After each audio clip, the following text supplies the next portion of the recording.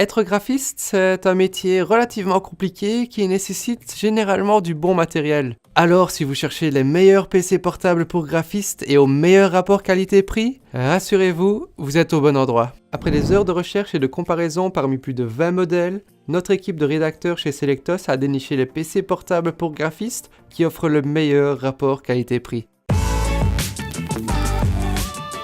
Dans l'entrée de gamme, c'est le Lenovo Legion Y530 que nous avons sélectionné. Le Lenovo est avant tout un PC portable gamer, mais très utile pour exécuter des tâches graphiques. L'avantage d'un PC gamer est qu'il dispose généralement d'un GPU et d'un CPU suffisants pour exécuter des tâches graphiques les plus courantes, ainsi que d'une excellente réactivité.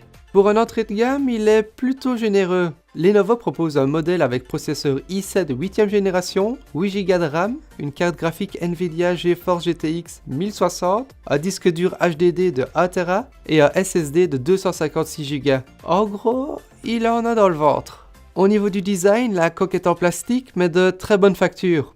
Elle est meilleure que celle de son prédécesseur, le Y520. Et en plus, rien ne craque, même si on le manipule comme un bourrin. Nous avons donc là une bonne résistance sur la durée. Par rapport au modèle précédent, l'écran a été avancé pour intégrer plus de connectique à l'arrière, mais aussi et surtout pour insérer un meilleur refroidisseur. Autant vous dire que celui-ci sera la bienvenue lors de l'exécution de programmes de graphisme assez gourmands. Les bords de l'écran ont été diminués pour un meilleur confort visuel. Il s'agit d'un écran Full HD avec une dalle IPS dotée d'un excellent anti-reflet. Niveau connectique, vous trouverez un port HDMI, 2 ports USB 2.0, 2 ports USB 3.0 et une entrée de casque. C'est assez bien fourni pour cette tranche de prix. Enfin, et là c'est un autre avantage de ce modèle, il se range parmi les plus transportables. Avec son poids de 2,3 kg et son autonomie annoncée de 9h30, vous devriez pouvoir l'emporter facilement dans vos déplacements professionnels. Et ça c'est plutôt un bon point. Nous avons sélectionné le Dell XPS 15 pour le meilleur milieu de gamme. Dell a toujours été connu pour ses machines abordables de bonne qualité, mais c'est récemment qu'il a pénétré le marché du graphisme avec son très puissant mais tout de même très abordable XPS 15. Côté design, il a un côté très sobre et très classe, avec son châssis en aluminium et fibre de carbone. Donc rien à dire sur les finitions et la qualité matérielle. Le tout pèse à peu près 2 kg, ce qui est plutôt léger. Il est aussi plutôt facile à transporter de par ses dimensions. Il s'agit d'un écran de 15 pouces. Les bords sont très fins et vous avez donc ici un appareil plutôt compact. Le seul gros souci à ce niveau, c'est l'autonomie. Avec seulement 5 heures annoncées, n'oubliez pas la prise secteur lors de vos déplacements, on ne sait jamais. Dans la réalité en plus, une pratique intensive de logiciels de retouche photo permet de tenir seulement 3 voire 4 heures. C'est vraiment très peu et assez dommage. Au niveau de l'écran, nous sommes sur une dalle IPS anti-reflet qui offre une luminosité particulièrement travaillée. On peut se permettre de l'utiliser à peu près en toutes circonstances et sous n'importe quel angle de vue, sans forcément rencontrer de gêne visuelle. La colorimétrie qu'il propose est vraiment très riche et très fidèle. Côté connectique, il est un peu moins bien fourni que le Legion Y530. On retrouve une prise HDMI, un port USB 3.0 et un port VGA.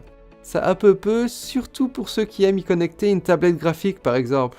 Dans le haut de gamme, nous avons sélectionné le MacBook Pro 2018 avec la Touch Bar. Même si je ne suis pas vraiment un grand fan de la pomme, le MacBook Pro représente sans doute ce qu'il se fait de mieux dans le domaine de la création graphique. Au niveau de ses composants, celui-ci embarque un processeur i7 de 8ème génération, une carte graphique Radeon Pro 560X, 16Go de RAM et un SSD de 256Go. Combiné avec la dernière version de l'OS, il tient plutôt bien la route. Au niveau de l'écran, le Retina True Tone est un écran 2880 par 1800 pixels avec une dalle IPS à effet brillant. Cela ne cause pourtant pas trop de reflets. Sa luminosité par contre est parmi les plus élevées du marché et les contrastes sont vraiment très confortables. Les couleurs sont parmi les plus fidèles et les plus précises de ce qui se fait dans le domaine.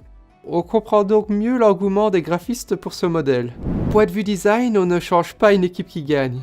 Avec ses 1,8 kg et ses 1,55 cm d'épaisseur, il est encore plus léger et plus fin que ses prédécesseurs. Malgré sa finesse, il garde toutes les caractéristiques qui ont fait le succès de la gamme, dont le fameux revêtement en aluminium gris clair. Ce modèle est toujours muni de la fameuse touch bar, à savoir une portion du clavier qui est tactile et permet de créer des raccourcis personnalisables. Une technique souvent très appréciée des graphistes. Côté connectique par contre, pas de surprise. 3 ports USB-C et en fait c'est tout. Il faudra obligatoirement passer par la caisse pour acheter une batterie d'adaptateur. C'est quand même un peu limite quand on connaît le prix de base de la machine. Au final, certes, le MacBook Pro est l'un des ordinateurs portables pour graphistes les plus chers du marché, mais c'est aussi probablement le meilleur. Si la question d'argent n'est pas un souci pour vous, alors foncez. Pour connaître tous les détails de notre analyse et pour voir les autres PC portables pour graphistes que nous avons jugé offrir un très bon rapport qualité-prix, cliquez sur le lien en bas de la vidéo pour voir notre article complet sur notre site selectos.eu. Nous espérons vraiment que cette vidéo ainsi que notre article vous aideront à trouver le PC portable pour graphistes qui correspond au mieux à vos besoins. Sur ce, rendez-vous bientôt pour de nouvelles sélections.